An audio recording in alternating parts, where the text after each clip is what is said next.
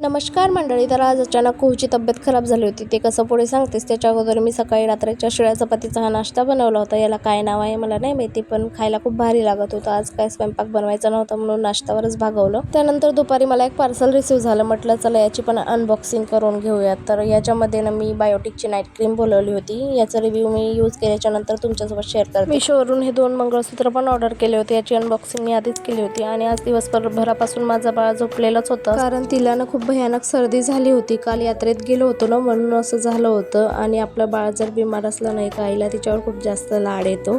तुमच्यासोबत पण असंच होतंय का मला कमेंटमध्ये नक्की सांगा. संध्याकाळचा दिवाबत्ती वगैरे करून घेतला. तुळशीजवळ पण दिवा वगैरे लावून घेतला. आणि संध्याकाळी दिवाबत्ती केल्याच्या नंतर खूप छान प्रसन्न असं वाटतं. त्यानंतर कुहूचे पप्पा पण घरी आले होते आणि खायला त्यांनी ही खवा जलेबी घेऊन आले होते गरम गरम. तर तीच आम्ही खाऊन घेतली. नंतर आम्हाला हॉस्पिटलला पण जायचं होतं, तर हॉस्पिटलमध्ये गेलो. तिथे गेल्यावर थोडा वेळ बसावंच लागलं, कारण डॉक्टर नव्हते. आणि इथे पण हिचं असे काहीतरी कारनामे चालू होते. तिला माहीत झालं की मी व्हिडिओ काढत आहे, तर बघा ती कशी बनतीये.